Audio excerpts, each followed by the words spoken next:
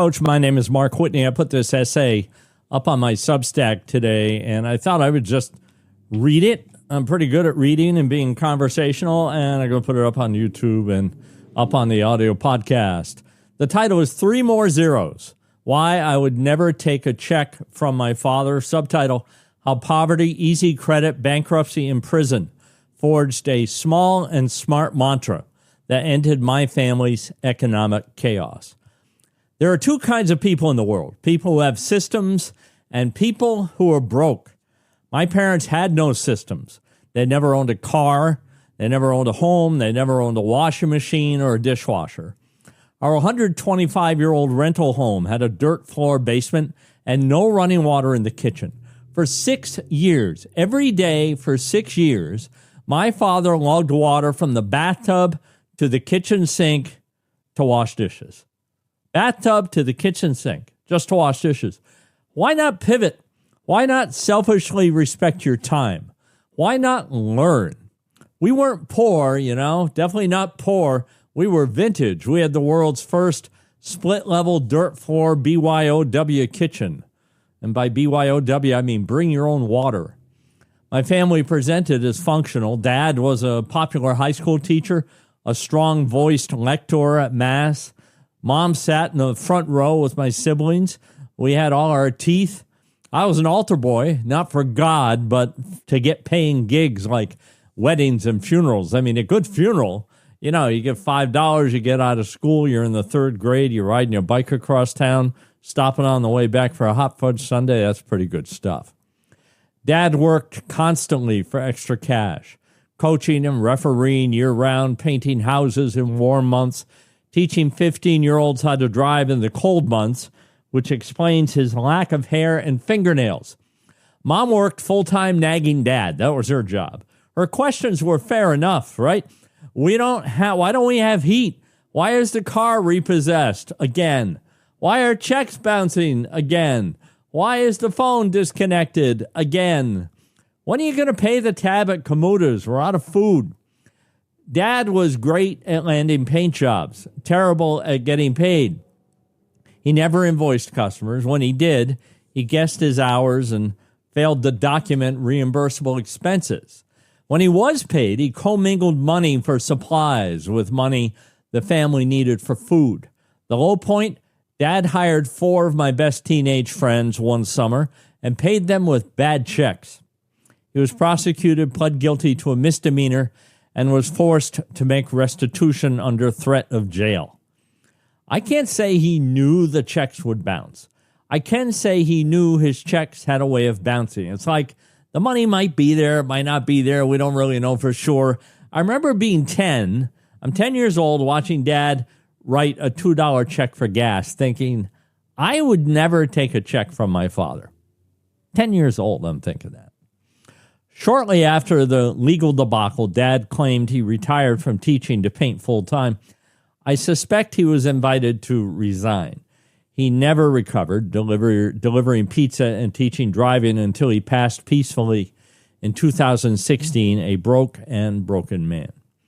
At 66, the defining memory of my childhood is the nightly argument about money. My mother would pick until eventually my father's head explodes. And then I'm like, can we all get some sleep now? Me, I always had money. At 10, I painted with my dad. By 12, I convinced most of his customers to hire me to mow their lawns. At 14, I had my own mower. I excelled at getting paid. In 1973, I got $3 an hour in 7th grade, more than Dad got to teach 7th grade. The lawn business, unlike house painting, was a subscription model. Peak season meant payment every 4 or 5 days. Fall was like Christmas. Pay me once to cut the grass, pay me again to rake the leaves. My invoices were handcrafted, timely, detailed, and accurate. I didn't shovel snow. You got to draw the line somewhere, right? I outsourced it before outsourcing was a thing. Another industrious kid in town with a snowblower took care of my customers. I paid him 75 cents on the dollar in shop class. The customers were mine, not his. I was getting paid to ski. We had a small ski area a mile away from our house, thanks to a neighbor who married a Vanderbilt girl. He and his wife owned 5,000 acres, $75 for the season, I bought my own new equipment and a season pass. I chipped in on used gear and passes for my brother and sister. I played bass and could sing a little at 16. I hid behind the dumpster while my adult bandmates snuck me into the Wobbly Barn, Wobbly 2, the Pickle Barrel, and other Killington joints. This was all good stuff, right? Nobody cared that none of my activity was technically legal. I mean, I'm just a kid. Everything you've read so far is against the law. I'm like a juvenile crime wave, for crying out loud, right? I'm not 18. I can't contract, but I'm contracting. I was not drinking age, but I was in the bar. Nobody asked or cared if my mowing business was registered with the Vermont Secretary of State. I wasn't reporting my business income. I mean, what's a 1099 anyway, right? As president of the Otter Valley Union High School Student Council, I hired the band for school dances. They wanted $300. I told them to invoice the student council $400 so they could grease me back a $100 booking fee. I started and ran a school store and put myself on the payroll. It's not like mom and dad were sending me to school with lunch money. I didn't clear this activity through the council, and that was an abuse of trust. I promise you, today, 50 years later, as the chairman and co-founder of two corporations with stockholders, these are active companies, I would never, ever consider such behavior now. I'm confident Dad never paid a dime of taxes on his business income. He wouldn't know where to start. Even if he knew the law required what the law required, he couldn't have pulled it off administratively. He was too busy with the important business of lugging dishwater from the bathtub to the kitchen. Dad's back office skills were non-existent. And my mom, she was and is a bloviating economic ignoramus who my family has been supporting for over 40 years. And by support, I don't mean McDonald's money. We're talking houses, apartments, and cars. My first experience with Easy Credit, the local drug kingpin who laundered weed profits through a guitar and amp shop, trusted me to make payments on gear. I never missed one. And when an amp broke, he charged me double, once for his repair and once to repair the repair I did. To this day, I can't explain why my parents couldn't get it together. My wife Julie and I married at 22 and owned our first home before 25. It was $65,000. 2 years later, we bought 10 acres in Norwich, Vermont for $35,000. We clear-cut 3 acres, got $10,000 for the wood, and built my dream home. I say my dream home because Julie never liked the place due to the position of the sun. Why are you looking at me like that? I didn't put the sun there. We owed $125,000 on a home appraisers valued at $250,000. That's $750,000 in today's dollars, and we were 25. We had a 1-year-old son and another on the way. Our neighbors were Dartmouth College professors and doctors at Dartmouth Hitchcock Medical Center. By 30, I was no longer an idiot. I was no longer a goals guy. Goals are for idiots. I'm a systems guy. The right system never lets you fail. It'll prop you up through good times and bad. A goal can be part of a system, but goals standing alone are a zero-sum game. The goal is attained or it's not. It's pass-fail. Systems are subject to constant refinement and improvement. In my 20s, my number one goal was financial independence by 35. It's not that I won't work. I love to work. It's just that I won't have to. At 27, I walked away from the debt-free cash flow machine of an advertising agency. I started at 22, swapping it for the biggest thing to hit our little state of Vermont. Biggest thing ever. Ben and Jerry are franchising. I effectively bought the rights for New Hampshire for $60,000 and built stores everywhere. I had no restaurant experience, no intention of working in the stores, never negotiated a commercial lease, never heard the term triple net. My advertising business produced television and radio commercials for area banks. And if I learned one thing from the dozens of marketing meetings that I sat in on with up-and-coming New England bank presidents, it's that banks sell money. Banks need your deposits so they can resell a piece of your savings to morons like me. I was not careful. The banks were not careful. They were selling money like it was going out of style, and I was buying. Needless to say, none of it worked out, not even a little bit. There was one ironic bright spot. For $7 a day, I got a permit for an ice cream cart in front of the town hall in Hanover, New Hampshire. That small and smart cart was throwing off $100 an hour in net profit. Meanwhile, the big and stupid stores I wasted millions retrofitting and maintaining were hemorrhaging cash. Cost of goods was 40%. In the restaurant business, it should be around 20%. And the bank debt was killing us. Of the 10 small businesses I've founded or co-founded in my career, the only one I lost was the big and stupid one. 2 of the small and smart ones have been in business for nearly 30 years. I grew the big and stupid one so fast that by the time I understood the flaws in the business plan, it was too late. Approximately 85% of the first 100 Ben & Jerry's franchisees went bankrupt. 3 of the bankers I did business with were sentenced to multiple-year timeouts for criminal stupidity. I'm pretty sure that was the charge. On January 10, 1992, I was forced to join them. 700 days, 5 federal prisons, 1 conjugal visit. And that's from the guy in the next cell. What my father did with thousands, I did with millions. 3 years before the criminal indignity, my wife and I filed bankruptcy. Everything had to go. 2 homes, 60 acres of land, 7 stores, 3 corporations, 120 employees. The one thing that survived bankruptcy was my close to 7-figure personal debt to the people down at the IRS. On the one hand, we lost everything. On the other hand, we never really had it, did we? We owned nothing outright. It was paper on top of more paper. Julie, fortunately, has a sense of humor. She never liked that house anyway.